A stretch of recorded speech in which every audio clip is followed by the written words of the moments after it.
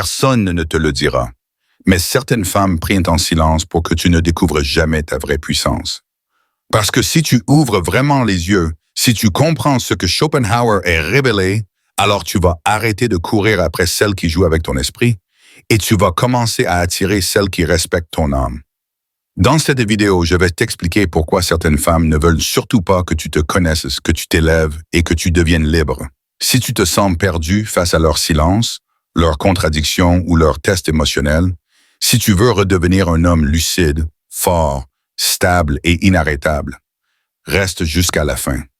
Parce que cette vérité peut te faire gagner 10 ans de maturité mentale en une seule vidéo. Pourquoi regarder cette vidéo en détail? Tu vas découvrir pourquoi courir après l'amour te fait perdre ton pouvoir, selon Schopenhauer.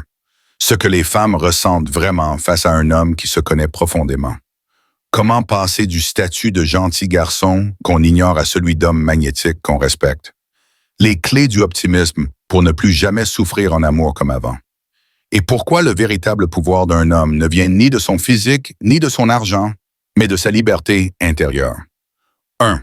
Le secret que les femmes ne veulent pas que vous découvriez. Ce que les hommes appellent amour n'est souvent que curiosité, illusion ou stratégie. Arthur Schopenhauer.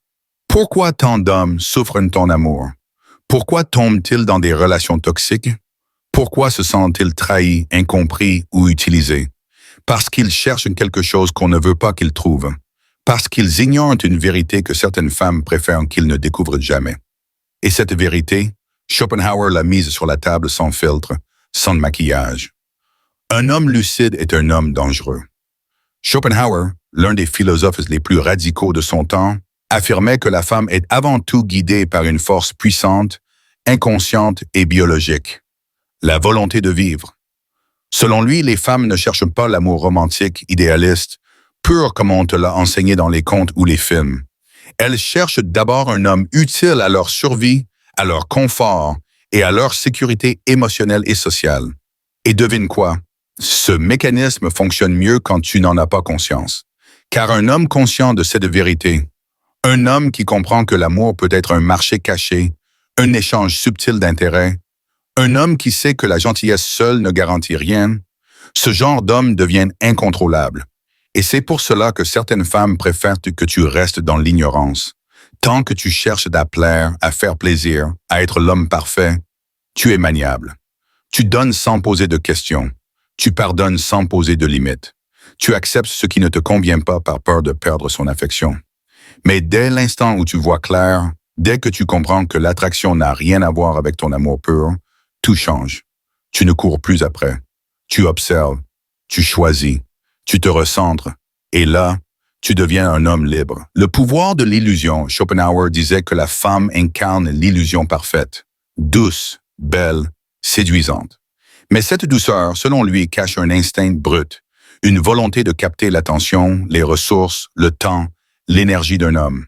Et soyons clairs, toutes les femmes ne manipulent pas consciemment.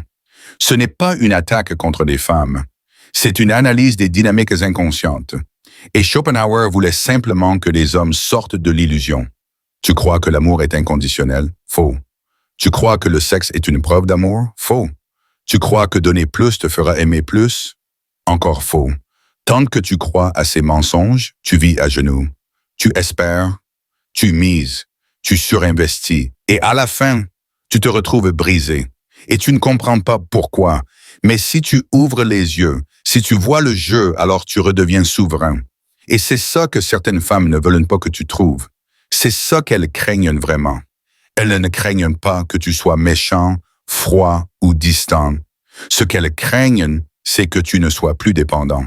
Un homme qui n'a plus besoin de plaire, qui ne cherche plus à être validé, qui voit au-delà des apparences, est dangereux pour le système.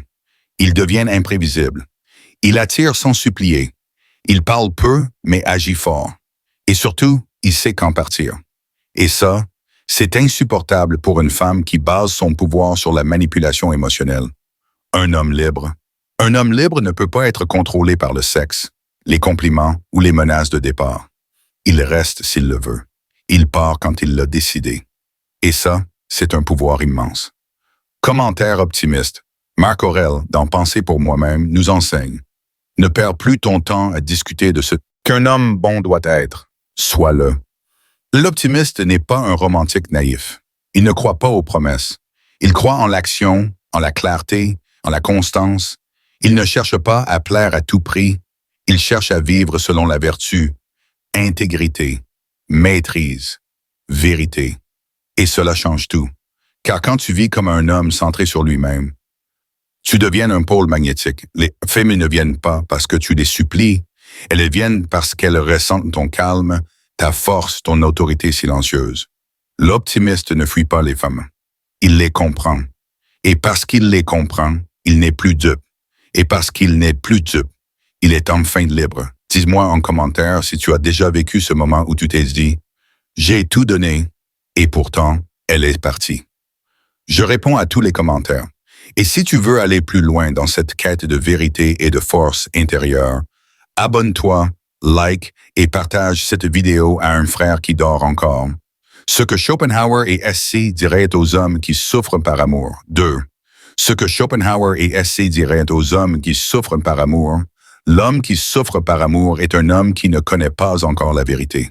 Inspiré de Schopenhauer et du stoïcisme, tu es tombé amoureux. Tu as tout donné, tu l'as mise au centre de ta vie et aujourd'hui, elle est partie. Elle ne t'écrit plus. Elle a changé. Elle est froide. Tu ne comprends pas. Et surtout, tu souffres. Tu te demandes, qu'est-ce que j'ai fait de mal? Pourquoi l'amour fait-il autant mal alors que j'ai tout donné? C'est ici que la pensée de Schopenhauer et celle du stoïcien SC se rejoignent. Deux philosophies qui, à première vue, semblent dures, mais qui en réalité sont libératrices. L'amour vu par Schopenhauer. Une illusion douloureuse. Schopenhauer disait ceci: « Ce qu'on appelle amour n'est qu'un piège tendu par la nature pour assurer la reproduction de l'espèce. » Derrière cette phrase choquante se cache une réalité dérangeante. Ce que l'on ressent comme passion amoureuse n'est pas un phénomène pur et désintéressé. C'est, en grande partie, un programme biologique, une stratégie de la nature pour t'attacher, te pousser à agir, à séduire, à te dépasser. Pas pour le bonheur, mais pour la survie de l'espèce. Et ce programme, Schopenhauer nous dit qu'il est cruel. Il te fait croire que tu veux cette femme, alors qu'en réalité, tu ne fais qu'obéir à une impulsion aveugle. Lorsque tu souffres parce qu'elle est partie, tu ne souffres pas uniquement à cause d'elle. Tu souffres parce que ton ego a été blessé, parce que tu as tout misé sur elle, parce que tu as cru que l'amour était de la finalité. Mais selon Schopenhauer, ce n'est qu'un moyen. Et le jour où tu le comprends, tu t'éveilles. Tu vois l'amour non pas comme une fin, mais comme un théâtre biologique, un jeu complexe d'illusions, de rôles et de projections. Et si tu veux sortir de la souffrance, il faut sortir du jeu. Ce que SC te dirait, souffrir est un choix. Le stoïcien SC, quant à lui, te parlerait d'un autre angle. Il ne nierait pas ta douleur, il ne te dirait pas « ne sois pas triste ». Non, il te dirait « ta souffrance est un signal, elle te montre où tu as mis ta liberté entre les mains d'une autre personne. Tu souffres parce que tu as donné ton bonheur à quelqu'un d'extérieur à toi, parce que tu as dit inconsciemment « si elle est là, je suis bien, si elle part, je suis détruit ». Et SC te répondrait ceci: tu n'as aucun contrôle sur la volonté des autres. Leur absence n'est pas une tragédie, c'est un fait.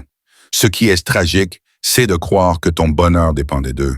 Il te dirait aussi, il est noble de tomber amoureux, mais il est faible de s'abandonner à la dépendance.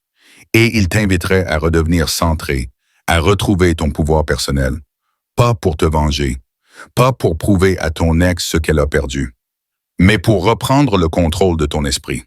Car au fond, la seule chose que tu possèdes réellement, c'est toi-même.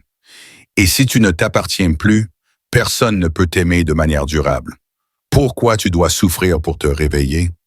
La douleur que tu ressens maintenant peut devenir ta libération. C'est le feu qui brûle ton ancienne version. C'est le signal que tu as vécu dans l'illusion. C'est la fracture qui te force à te reconstruire. Non pas comme un mendiant d'amour, mais comme un homme, mais comme un homme maître de lui-même. Et tu sais quoi? C'est souvent dans la souffrance amoureuse que les plus grands hommes naissent. C'est en tombant qu'ils comprennent. C'est en perdant qu'ils apprennent. C'est en étant quittés qu'ils cessent de supplier et commencent à diriger. Schopenhauer disait, La souffrance est le moteur de la lucidité. S.C. disait, « Un homme est grand non pas parce qu'il évite les épreuves, mais parce qu'il reste debout malgré elles. » Alors oui, tu souffres, mais ne perds pas cette opportunité de devenir enfin toi. Commentaire optimiste. L'optimisme ne t'interdit pas de ressentir la douleur. Il t'enseigne à ne pas la laisser te contrôler. Marc Aurèle écrivait, « Ce qui te blesse, ce n'est pas l'événement, mais le jugement que tu poses dessus. Ce n'est pas le départ de cette femme qui te détruit, c'est ce que tu en fais mentalement. C'est ton interprétation, c'est ta dépendance émotionnelle. » Un optimiste regarde la réalité avec calme. Il ne nie rien, mais il refuse de se courber. Il utilise chaque perte pour affirmer davantage sa force intérieure. Et toi, tu peux faire la même chose. Cette femme t'a quitté? Très bien. Tu souffres? C'est normal. Mais que vas-tu en faire? Pleurer dans le noir? Ou forger un nouveau toi dans le feu? Dis-moi en commentaire si tu as déjà été détruit par une rupture et surtout, ce que tu as appris de cette chute. Je réponds à tous les commentaires. Et si tu veux aller plus loin dans cette quête de vérité et de force intérieure, like, abonne-toi et partage cette vidéo à un frère qui croit encore que l'amour va le sauver. Ce n'est pas l'amour qui sauve, c'est la lucidité. 3. Pourquoi l'homme lucide attire même sans chercher? Schopenhauer pousse optimisme. L'homme qui ne cherche rien devient soudain celui que tout le monde cherche. Inspiré de Schopenhauer et du optimisme. Tu l'as sûrement déjà remarqué. Il y a des hommes qui forcent, qui courent, qui envoient 12 messages, qui payent des restos, qui se plient en 4, et pourtant, elles ne veulent pas d'eux. Et il y en a d'autres, silencieux, calmes, presque absents, qui semblent ne faire aucun effort, mais qui attirent. Pourquoi? Parce qu'il existe une loi silencieuse que la plupart ignorent, mais que Schopenhauer et les stoïciens avaient parfaitement identifiée. Le véritable pouvoir vient de celui qui n'a pas besoin. Le paradoxe de la séduction, fuir le besoin, incarner la puissance. Schopenhauer n'était pas un coach en séduction, mais il avait compris l'essentiel. L'homme qui n'a pas besoin de séduire est celui que les femmes veulent séduire. Pourquoi? Parce qu'il est libre. Et dans un monde où la majorité des hommes sont en quête désespérée de validation féminine, l'homme lucide qui se suffit à lui-même devient un phénomène rare. Un homme lucide ne joue pas à être quelqu'un. Il n'a pas besoin de plaire parce qu'il n'a pas besoin d'amour pour exister.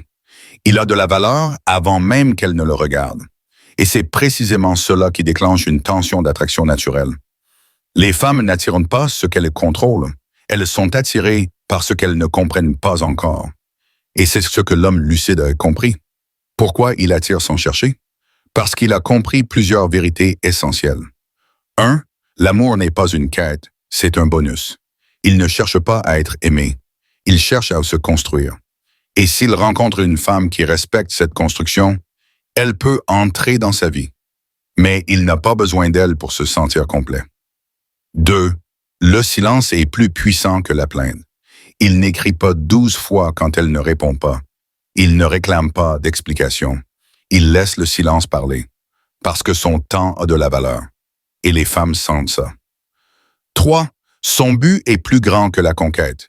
Il est occupé à bâtir sa vie, son empire, son esprit. Il n'a pas de temps à gaspiller dans des jeux émotionnels. Et c'est justement ce détachement qui crée l'effet inverse. On veut être avec lui. Schopenhauer est l'inversion du désir. Schopenhauer disait, « La femme désire ce qui lui échappe. Elle veut ce qui n'est pas acquis, ce qui résiste aux besoins. Quand un homme cherche trop à plaire, il devient prévisible. Et ce qui est prévisible cesse d'être excitant. À l'inverse, l'homme lucide ne nie pas l'attraction, mais il ne base pas sa valeur dessus. Il sait que s'il doit séduire par la parole, les cadeaux, les démonstrations, alors il est déjà perdant. Il n'a pas besoin de convaincre. Il est, et c'est suffisant. Ce que SCE ajouterait, la véritable puissance est intérieure. L'optimiste SCE ne parle pas de séduction, mais il parle de maîtrise. Il dirait ceci. L'homme qui gouverne son esprit est plus puissant que celui qui gouverne une armée. La séduction optimiste n'est pas une stratégie de jeu, c'est une présence. L'homme optimiste ne supplie pas, n'envie pas, n'attend pas. Il agit selon ses principes. Il vit en fonction de sa nature profonde, pas des désirs extérieurs. Et cette attitude crée un champ magnétique parce qu'il ne donne pas son énergie à ce qui flatte, mais à ce qui élève. Commentaire optimiste, Marc Aurèle écrivait « Celui qui suit la raison devient semblable à Dieu. Il est intouchable, libre, paisible. L'optimiste n'attire pas par ses muscles ou son argent. Il attire par son calme, par sa cohérence, par sa force, tranquille. » Et c'est exactement ce que Schopenhauer dénonçait. Une fois que tu es devenu cet homme qui ne cherche plus, elles commenceront à te chercher. Pas parce que tu le veux, mais parce que tu es devenu rare. Dis-moi en commentaire, as-tu déjà vécu ce moment où, quand tu as cessé de chercher, tout a commencé à venir à toi? Je réponds à tous les commentaires. Abonne-toi, like, et partage cette vérité à un frère qui pense encore que courir après les femmes est une preuve d'amour. Ce n'est pas l'amour qui attire, c'est la liberté intérieure. Tu viens de voir que la majorité des hommes ne savent même pas qu'ils sont prisonniers. Prisonniers d'un système qui les pousse à mendier l'amour, à s'oublier, à se taire, à se détruire pour être acceptés. Mais toi, si tu es encore là, c'est que tu fais partie de ceux qui veulent la vérité. Et cette vérité est simple. Tu ne dois pas être aimé, tu dois être respecté. Et pour être respecté, tu dois te connaître, te maîtriser, te libérer. Alors, si cette vidéo t'a réveillé, renforcé ou clarifié l'esprit, fais 3 choses simples pour soutenir cette mission. Like cette vidéo pour qu'elle soit vue par 1000 hommes en quête de vérité. Abonne-toi pour recevoir chaque semaine une parole qui t'élève. Écris en commentaire, je me libère.